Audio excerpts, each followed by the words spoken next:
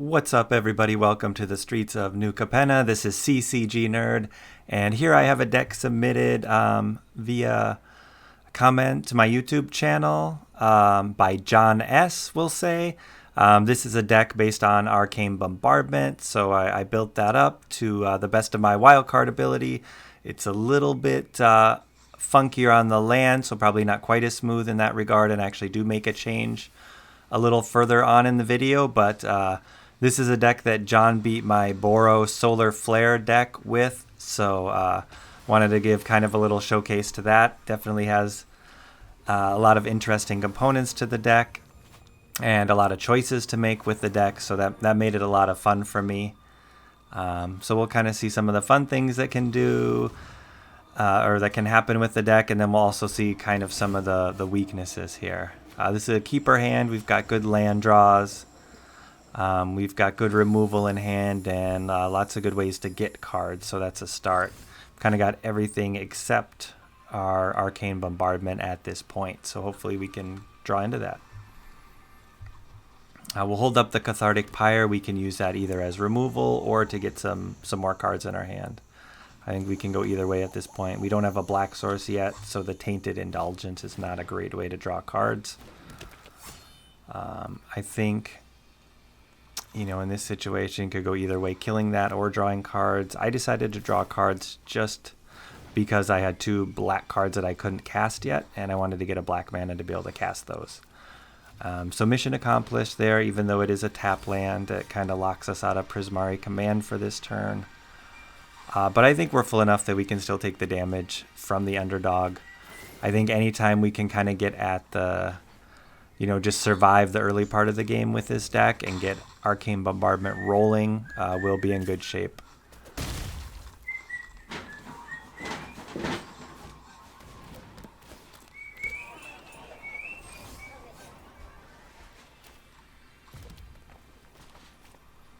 So here's kind of a choice between, you know, doing the big score or, you know, maybe leaving Prismari Command as an option. And I think I like that in case they, you know, try to do something to buff the underdog or really need it for some part of their plan here. But I think the best move is going to be just drawing some cards so we can get Arcane Bombardment in play and get rolling.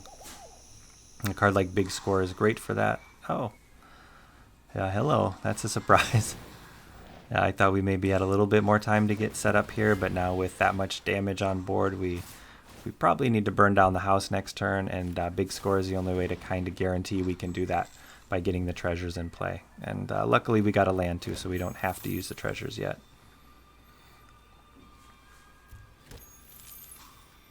That was definitely a bit of a surprise there, though, and definitely gets our health in a little bit more danger than we would like at this point in the game. Really all we can do is just wipe the board and hope that they don't get a lot on the board again, so we can start building up our board and get Arcane Bombardment down. With 7 mana, we can do Arcane Bombardment and Spikefield Hazard the same turn, which is really nice. It guarantees we get something out of our Arcane Bombardment anyway. With Burn Down the House in the graveyard, if we were to get that, we can start making 3/3s that deal a damage when they die, which I think is really what John got me with in our match. There was just a million 3/3s on the board, and it got to the point that unless I got my one farewell, it was pretty well over, and even that, it probably wasn't looking good.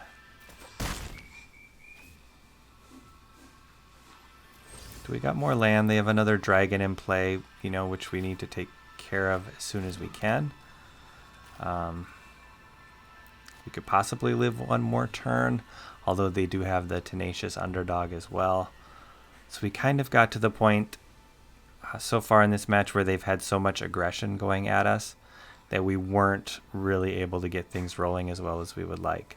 Playing Arcane Bombardment there is a huge risk, because if I don't get something from the graveyard that does damage, that's game over. This way at least we get rid of the dragon and buy ourselves another turn or two. That was my thought process anyway.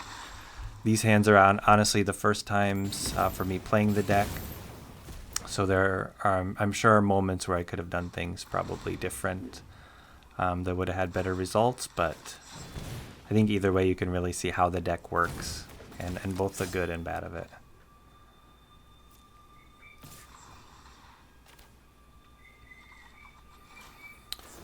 Here elected to go with the cards and then also take care of the underdog. Just because it's getting to the point that I have a lot of mana and the treasures are not as valuable anymore. And I can actually replace one with the Prismari command, so that's pretty cool.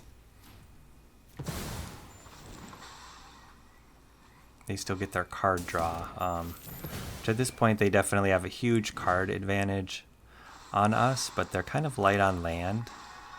And the fact that we can actually play Magma Opus next turn is going to be a big advantage for us. I think that's one of my favorite things about the deck is some of the plays I was able to make with Magma Opus. And that's even without Arcane Bombardment really being a huge factor some of the time, just stalling it out long enough and getting a Magma Opus play is huge.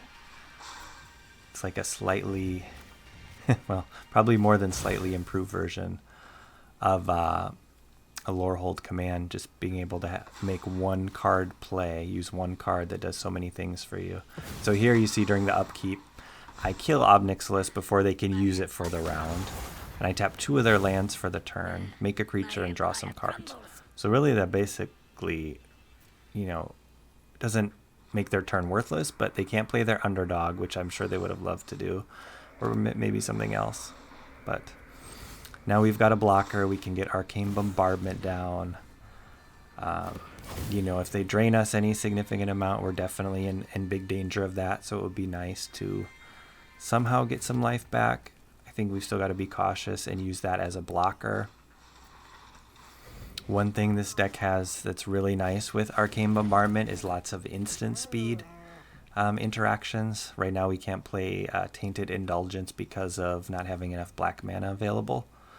But being able to play a lot of instants, so you get 2 activations of Arcane Bombardment per back and forth turn, is great. I think it kind of makes the difference when you're really focusing on Arcane Bombardment.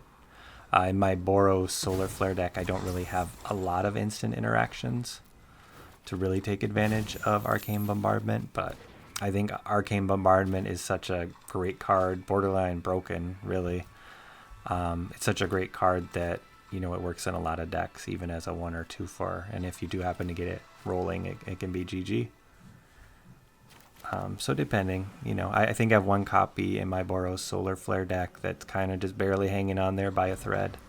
But it does definitely have some good moments, and actually after these hands, I threw some of those in just to see some more interaction with Arcane Bombardment, and then also kind of continue to chronicle my journey with that deck. I think I show getting to tier 2 or through tier 2 maybe.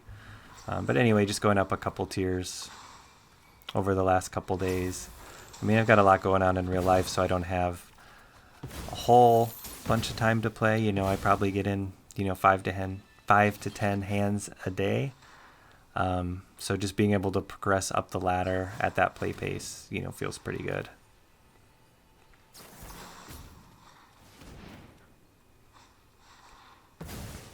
They've definitely got a lot of good things going on here. We had the counters, which feel kind of bad countering their plays that they think they're going to make, but that's the way we do it with this deck. I'm not a huge counter guy unless I need to counter counters usually, but having the you find the villain's lair in this deck it's a perfect spot for it, because the ability to draw and discard is great too. Here pulling the Seagate is really nice. We don't have any huge threats we have to immediately react to. We can, good game. Usually once you get a few cards under Arcane Bombardment and you're casting those, once on your turn and once on your opponent's turn, there's not a lot that they can do. Generally the way the deck is constructed, you've got a lot of ways to get more cards.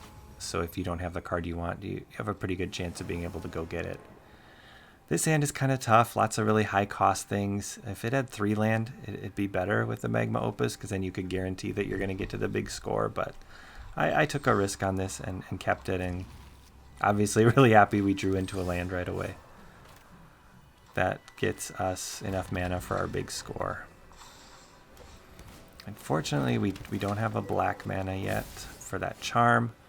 And we don't have any good low-cost removal, so they're going to be able to get in some damage these next couple rounds. I think here we have to discard the Magma Opus. Well, especially now with the Redain. For our hand, they've got a lot of taxes down, and that's going to make this a tough match. All of our spells are well out of range now. Really, our best hope is to get that big score played. There, we made them use their the Luminarch ability before killing the Redain. But we're a little short on land here, unfortunately. We need to draw one. Oh, nice. Yeah. So we need another black source to be able to deal with that, and we didn't get it here. It's just kind of one of those games where things are not going your way. You gotta hope you can pull it off. Can deal with that Redain up to 5 toughness with our Maestro Charm. There they kind of filled up the board. Nice to get a land there for burn down the house, but I'm I'm not sure how I skipped the turn there. I think something strange happened. Misclick perhaps, but that was definitely still winnable, I think.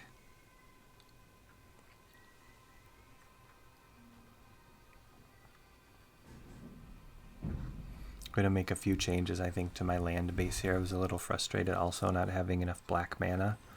I think part of that is that I had to skimp a bit with my wild cards. I only have 2 of the tricolor land, so we'll do a little more balancing towards black mana here to make up for that.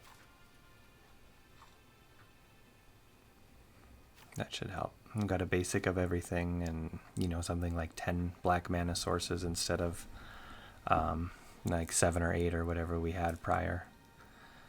You don't have the treasures. It's can definitely be a bummer with the black mana. So we spread that out a little bit more.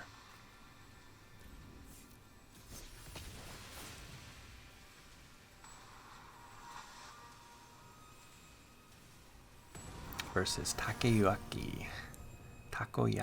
All right. Well, we've got 4 lands here. One of them, you know, we can play right away tapped, a Spike Field. We can maybe keep the other, just depending what kind of deck our opponent is playing. We might get some use out of that. We'll hold it up for now since we got another tap land anyway. We've got our black mana for our Tainted Indulgence and Maestro's Charm, so that feels really good after kind of missing out on that last game. Okay, Reckoner Blockbuster. You know, we might want to Prismari that. It's definitely an option, just so they don't get any card draw out of it.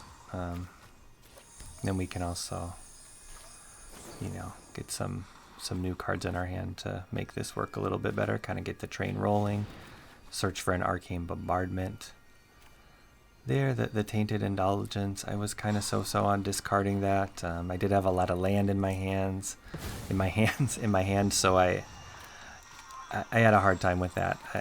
I think right about there when I drew that land, I was really wishing I would have kept the Tainted Indulgence, because we're flooding a little bit here. Our opponent's not really doing much, so I guess we're not really in a huge rush at this point.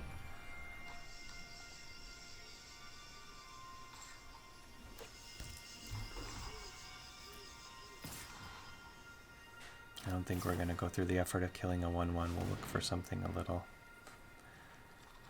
So there we had the choice of 3 lands or 2 Magma Opuses, both of which are basically mana for us at this point.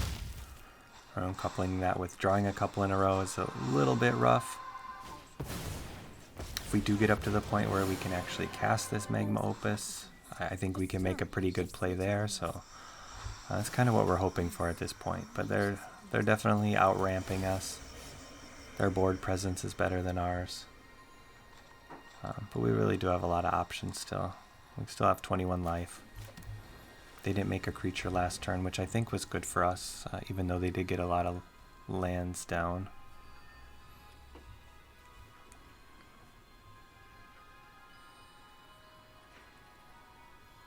And this is why we play it sped up a little bit sometimes. Okay. I guess they're not really very excited about making a tree folk here. That could be why.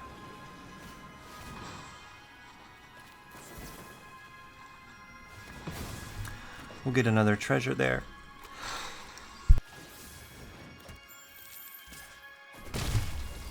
Whew. Hopefully I got that in time. Still kind of getting over a little bit of a cold. We got Arcane Bombardment down.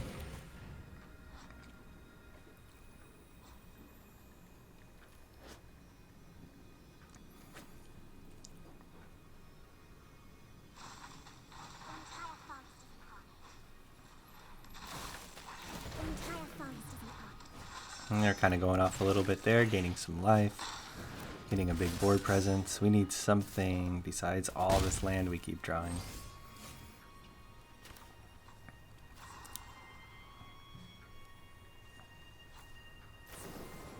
Hopefully these two lands turn into something better.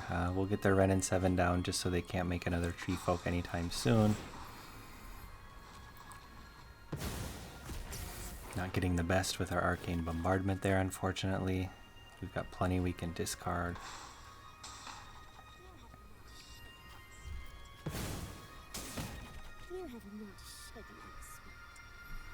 Kind of tough to keep another Arcane Bombardment, but if you do have 2 down and get the Spike Field, that could be a good play. Yeah.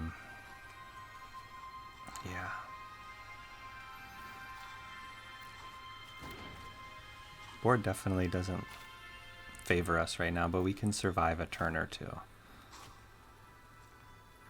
I think that's really all we can do at this point, is try to survive. Decided to get the Arcane Bombardment triggered during their turn. And we got Magma Opus, which is great. We're good timing on that. I shouldn't have tapped one on Ren and 7. I'm not sure why I did, but well, we get to tap one of their lands during this turn, which is nice. Get to draw and discard a little bit. I think that can go just because we have one we're playing every turn that we cast an instant or sorcery, and we have enough other instant or sorceries to cast.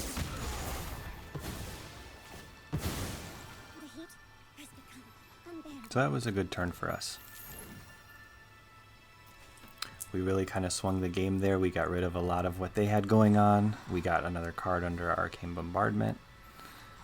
Feels like a win at this point. We've got a counter. We've got a Seagate. They've only got 1 card left in hand. We could possibly double bombard them here, but I don't think we're quite going to need that. Yikes, we get a card. Oh, they paid the full cost. So any point here we could Seagate. We could wait and cast again during their turn. By using the charm, we're able to do it twice, so we get an activation our turn and their turn. We have enough damage on here to be able to kill that, so that's kind of a cool play to make, to know that you're getting your Magma Opus back so you can use some of your direct damage to kill the larger creatures. We'll get that to face and we'll draw and discard some more. Perfect. Now the board is ours, the card advantage in hand is ours. There's really nothing they can do at this point. I applaud their persistence though. Maybe if they had kind of got us drained a little bit earlier, but there's not a lot that can stop us anymore. It's honestly not a great move to make there, but it's just kind of like a bit of a flex. Like, you know, let's see if we can get a concession here. But we're still going at it, so.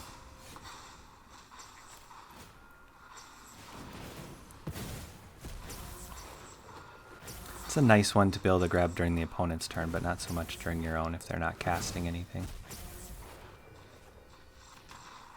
There we go.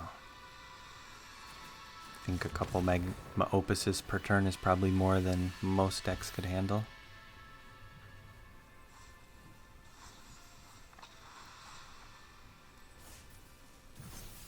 And next opponent. But yeah, once all those cards stacked under Arcane Bombardment, casting every turn. I don't know. Is it broken? It's kind of broken, but there's so much enchantment removal in the meta right now that, I mean, that makes it a little less broken. It takes 6 mana. There's not a lot of decks that don't have any way to deal with enchantments just because of the prevalence of ruins. You know, maybe more of the really aggressive aggro types, but I think with those, if you haven't killed your opponent in 6 turns, that's sometimes kind of on you. That's what your deck is designed to do, so... I mean, if you lose to Arcane Bombardment after getting fought off for 6 turns, that's well-deserved, I think. Here we'll ramp up with the Magma Opus. Never hurts to have it in our graveyard, since hopefully we'll be grabbing it from there with Arcane Bombardment. Here we can, you know, we can hold up the big score or the Villain's Lair, depending what we need next turn. Looks like we're going against white and blue, so kind of, no, not control. Okay. Looks like more of a tempo type deck. It could give us some trouble just because they have cheap plays to make every turn. I'm sure they'll be bouncing that creature, getting it back in their hand. So we kind of need to build up some mana before we can really do a lot against them. The spike field here is, you know, maybe something to consider. But with them having an untapped blue mana, it's almost certain they have a Fading Hope.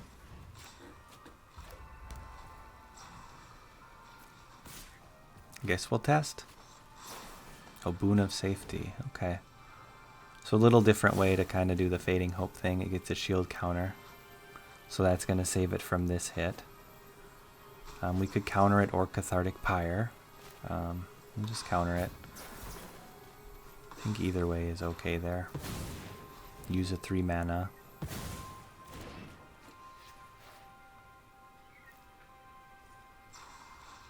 And then they return it anyway. We don't have enough for the Pyre, so... Okay. Kind of like, you know, as expected. Lots of ways to protect their one creature. They're fully tapped out. If I make the creatures with it, with Burn Down the House, they're not going to block. I don't have any way to kill one. If we do Cathartic Pyre here, we can still hold up Villain's Lair, so that's why I went that route. We could also still do Maestro's Charm. Okay, so a Conniver. Ledger Shredder. Have not seen a lot of him.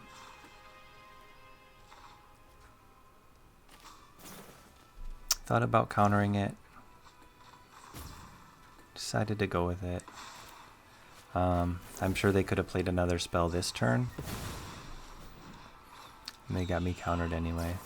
So they've had an answer pretty much every step of the way for us. Kind of light on lands, which is unfortunate.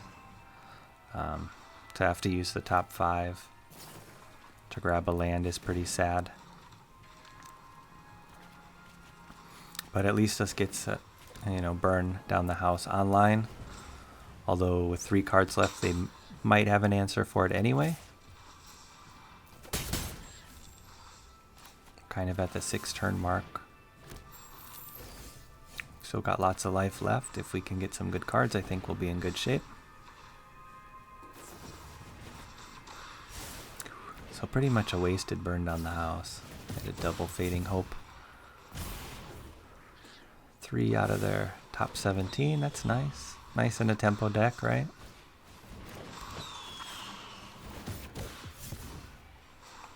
Okay, and then they've got some counters to put on there, draw some more cards.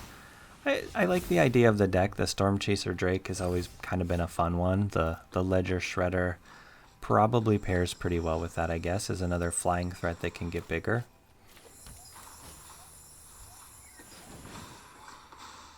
Yeah, phasing out is probably better than bouncing it.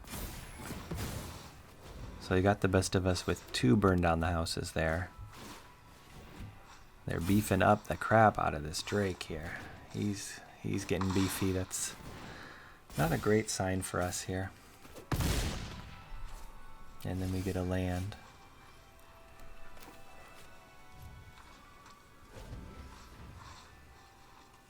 Let's see if they get enough for lethal or if we get another turn to try. They're up to 9. They've got 5 cards. And they've got the Frost Giant still. Good game. Exacties. Tough to beat. You know, every time we killed the creatures, they had a way to protect it. 3 Fading Hopes and, what was it, like 17 cards or something. The Fading Hopes would have been, you know, it would have been nice if they wouldn't have been so prevalent. I think if we could have killed both creatures one time with the burn down the house, we could have maybe got to where we needed to get. This starting hand is pretty rough. We've got all tap lands, and we've got 3 Magma Opuses and an Arcane Bombardment. So here we've got some land options, we've got some draw, and we've got Arcane Bombardment. So much better starting hand. Maybe a little risky to get rid of a land, but with Tainted Indulgence and Big Score, I was not too worried about getting enough lands. I want to be able to play Tainted Indulgence, so I didn't play the Swiftwater Cliffs right away. You're not worried at all about a 1 damage attacker. Let that go.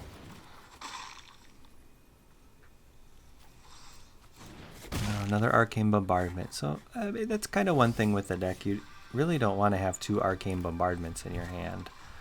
So I'm wondering, I mean, you definitely need to have 1, so you have to play 4 copies, but luckily we have enough discard to just be able to get rid of the extra ones or hold it until they do get rid of it. Oh, alright, we got some kitten action here. Come on, and play some magic. Alright. So they were able to get rid of one of the Arcane Bombardments and make enough treasure to be able to play 1 next turn if things work out that way. Feeling pretty good about that versus the mono black. They generally don't have a way to deal with the enchantments. Shakedown heavy, I'm not super concerned with them drawing some cards. As long as we're able to get Arcane Bombardment down and get that to get in some work, I think we'll be in good shape.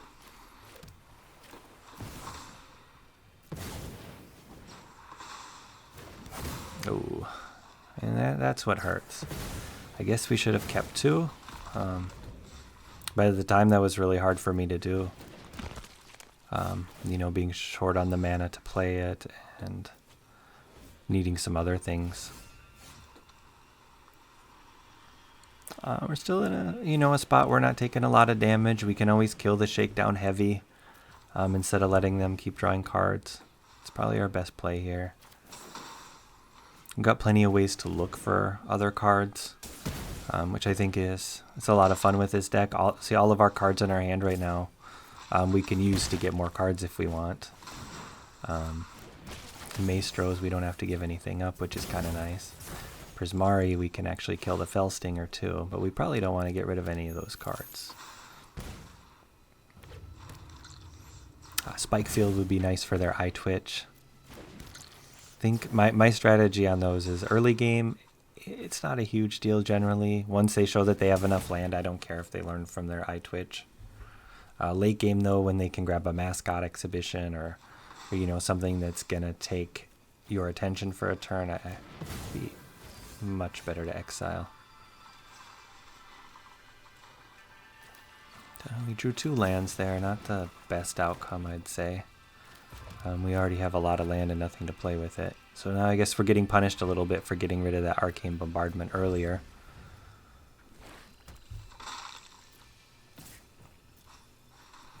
Opponent's not able to really put a lot of aggression on the board, so that's not hurting us too badly. They killed the Eye Twitch on their own. Just with what's in our hand, you know, we're good to go for next turn still. It'd be nice to get something better, but pretty tough not to take the Magma Opus, right? We have enough mana that we can do another upkeep type play with that during their turn if we don't have anything else better to do. It's got to be one of my favorite things to do. The draw step Magma Opus. Oh, I guess we can do it twice in a row if things last that long. Yeah, so we'll pass it to their turn. We'll kill their creature, do a little face. We're going to tap some lands. There, now they won't have white mana for the turn, which is pretty sweet. And we get a creature and some more cards. Oh, 2 more lands. Beautiful. This is the algorithm I've mentioned before, where you're short on lands in the beginning, and then once you get your card draw, all you draw is lands.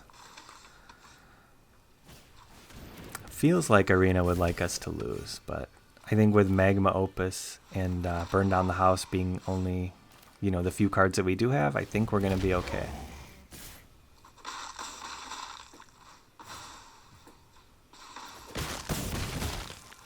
Could have definitely just held up the Magma Opus again there.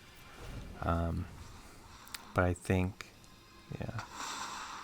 Okay. I think it was better just to save a little more firepower in our hand because we could get them so close and then, you know, finish them off with a Magma Opus / Burn Down the House combo, unless they find some way to really, you know, get a little damage on us in the next round or so.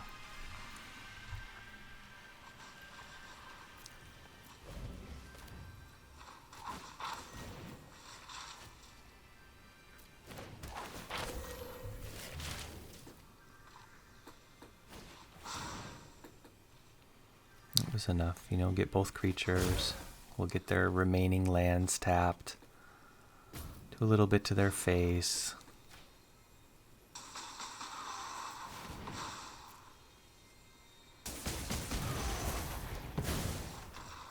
Alright. Are they out of basics or just kind of realize, oh, okay, this is not a good spot to be in? Not sure. But either way, that's how that one was ended.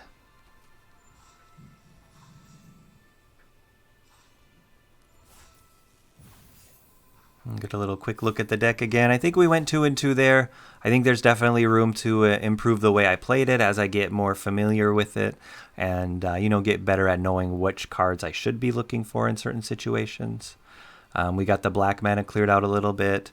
You should add 2 more Xander's Lounge for sure if you have those, just to have better black mana sources than I have. But after we made the adjustments, we really didn't have any issues with the mana base. So I think this works all right as well if you're also on a card budget like me. Then we're going to do just a little bit of Boros gameplay here that also shows Arcane Bombardment. I know you guys have seen a lot of my Boros gameplay already, or maybe if you haven't, you should check out some of the earlier channels or earlier videos. I kind of run these at a little bit higher speed just because I like to get more hands in and show them. So I think I have three hands here. Stick around and watch them. It's the journey up the platinum ladder, just kind of what I can do in my spare time. I kept that one. You know, I like to keep 3 lands with this deck, but that one we got lucky and drew into 1. Had enough draw and low cost plays that I kept the 2-lander though. So, no, not what I like to see is the blue mana on the opposing side. I feel like we're fairly weak to counters. They probably have a lot of that. They probably have lots of creature removal. Haven't seen anything aggressive out of them, and I want to get my land, so we go for Sciences there. Still have plenty of other removal if they play something else. Okay, so we got a turn 4 Toxrill to deal with, huh? That sounds great. Definitely not out of it. We can ramp up a little bit with Seize the Spoils. I think that's really our only option now. It's kind of tough to throw that. Could have got rid of the Sciences maybe, but probably good that we didn't since no land there. Looks like we take a big hit here, but we can immediately Emperor their Toxrill. And if we draw a land, all the better. Yeah. Okay. So they didn't make a ninja with Kaito. Let's get rid of Toxrill. Don't want to accidentally make a samurai. Done that before. Get used to playing certain planeswalkers and where the proper plus or minus is, and it can be a bit reflexive.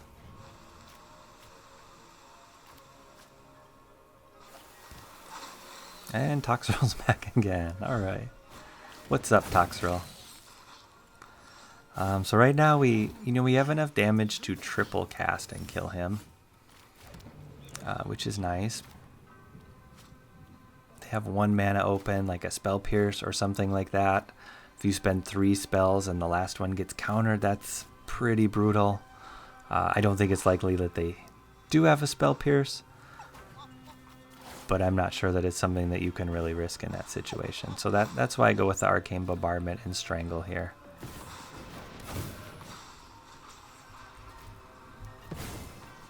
So having that Sciences around was nice. We drew 2 land, of course, so we already have plenty. But we've got good stuff in our hand to play. We basically have to try to get enough damage stacked on our Arcane Bombardment to kill the Toxrill before the Toxrill kills us. We should be able to make a token to block with our Wandering Emperor. And there's our arch nemesis, Raffine. At 4 toughness.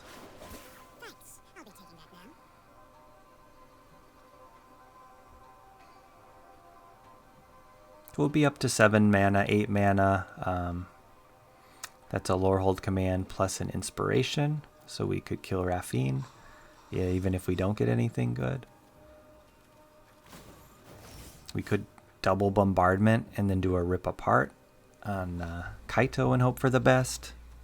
A lot of those are kind of risky though when we're sitting here at 6 life. I mean, that ends us in 1 turn. So here I go and hope that we can get enough damage with Arcane Bombardment to kill Toxrill. It's between him and Kaito. Them drawing another card I don't think is going to kill us a turn sooner probably. So just really want to get him off the board if we can. It's kind of risky just to rely on our 2/2 blocker to win the game for us.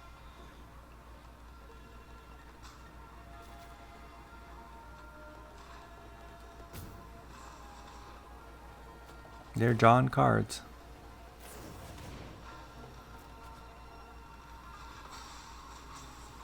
Okay, so we didn't get really anything useful there, unfortunately, to use with the Toxrill, so I won't be able to kill him this turn. If we would have got one of the damage spells, I could have finished him with either Lorehold Command or Igneous Inspiration, but unfortunately it didn't work out that way. So I guess put a creature on the board to block and then have Lorehold Command available to block as well. It's about as good as we can do. If we play an instant during their turn, we'll get another card on Arcane Bombardment.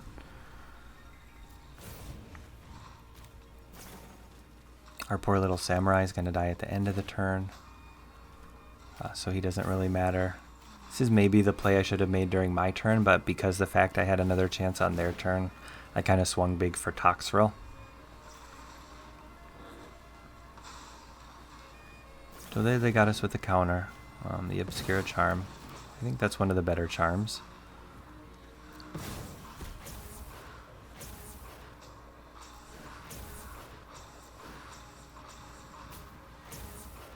But we have this played out, I think. The triggers with the Arcane Bombardment, they kind of go reverse. So the first thing you want to pick, you should pick last. You should probably be better off having Sciences be the last thing, just because, you know, having that land to discard, although we did already have one, but just from a technical standpoint, that could be important at times. I changed the triggers in the settings, but didn't really give me the option to arrange those, so you just kind of gotta be aware that they're going to go in reverse order, and you can't switch them.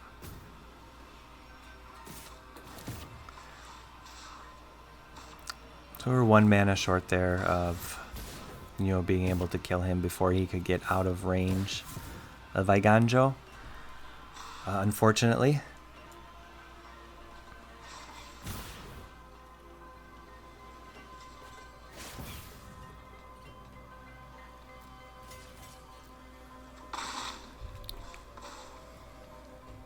Do I have a great graveyard? We've got some stuff under Arcane Bombardment. They've got Toxrill back now.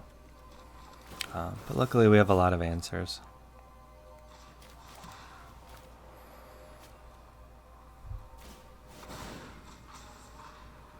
I was hoping to get the Farewell when they were tapped out so they couldn't Deadly Dispute or something along those lines.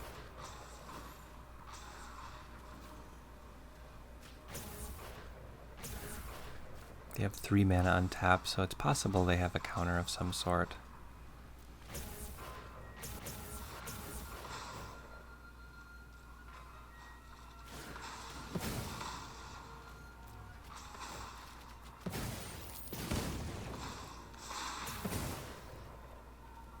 So that was good.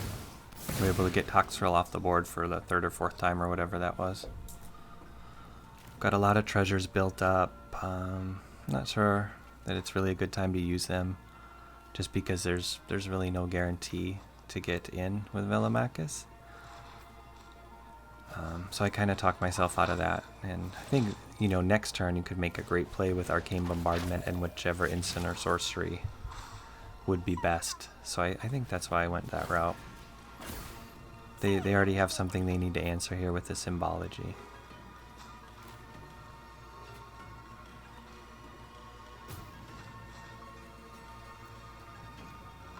Here we get to get a little use out of academic probation.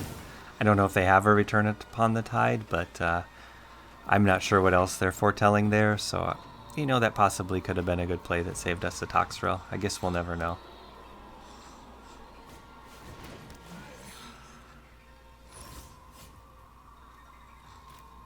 I think that would be a fun one to get on Arcane Bombardment, because then, you know, you could pick 2 cards a turn that they couldn't cast or couldn't attack and block. I mean, not that you necessarily need to do that to make Arcane Bombardment overpowered, but I think that would be one way to do it.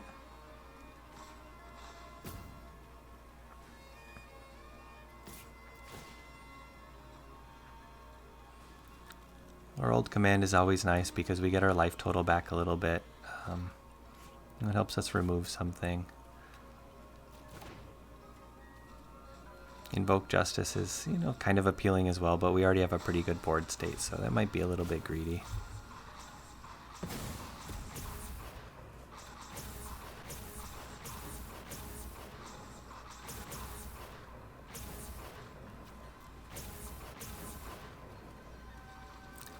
Keep an eye on the deck a little bit.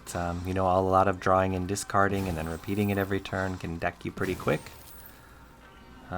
There's no point in overfilling your hand too much anyway. Probably could have declined one of the... I could have declined the Seize the Spoils that round maybe, but we still have things that I'm comfortable discarding, so it's not really a concern yet.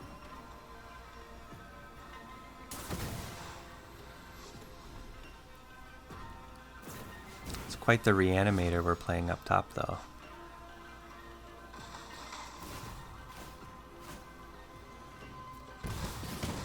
The Esper version.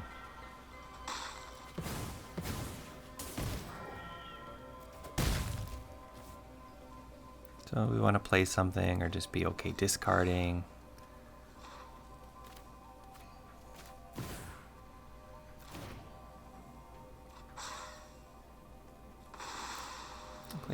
The card that we're least excited about, really. They can meat hook us anyway, so we'll get our flyer a little better. Get rid of a couple lands. Our board is definitely looking good. We've got 5 cards under Arcane Bombardment. Oh, they did have the Return Upon the Tide. So that's pretty sweet that we got to put that off for a turn anyway. If we can kill him, we get to keep our creatures. And that should be about GG. There, we've got enough damage on there to finish. Even if they have 1 counter, we've got more damage in hand. And we get the academic probation back. Oh, that's sweet. So I don't think we will be having any more Return Upon the Tide happening this game. That's about locked out. As long as we can keep playing a spell every turn.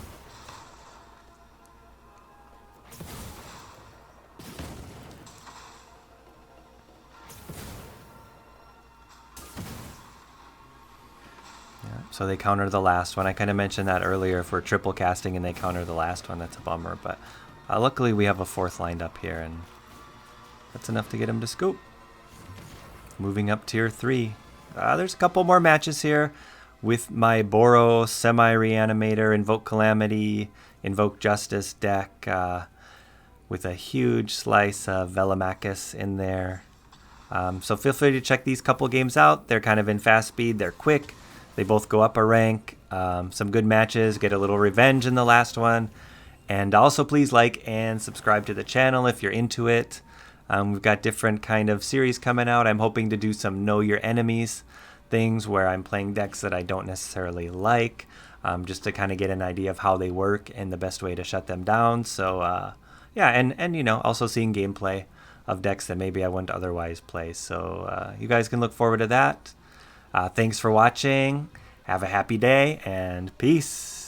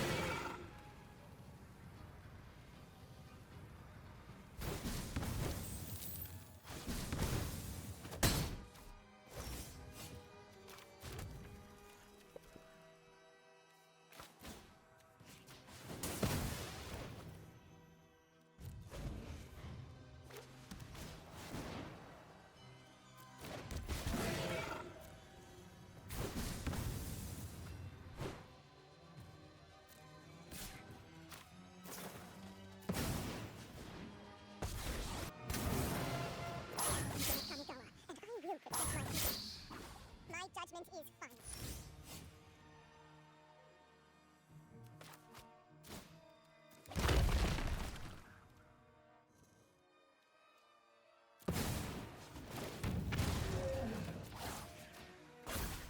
I have got new moves to teach you.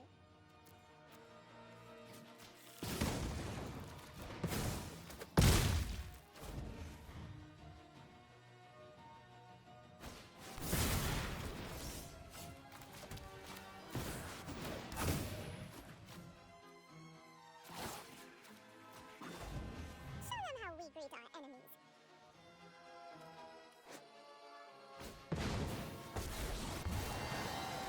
Fight like your soul defends. Let your fury instill fear. Back off.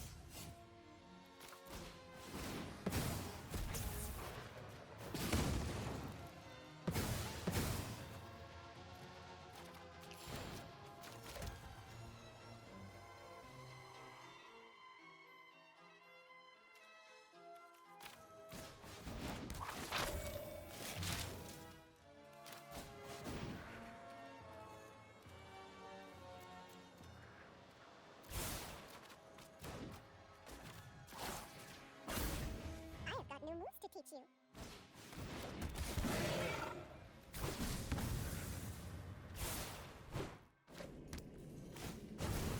Rain hellfire on them!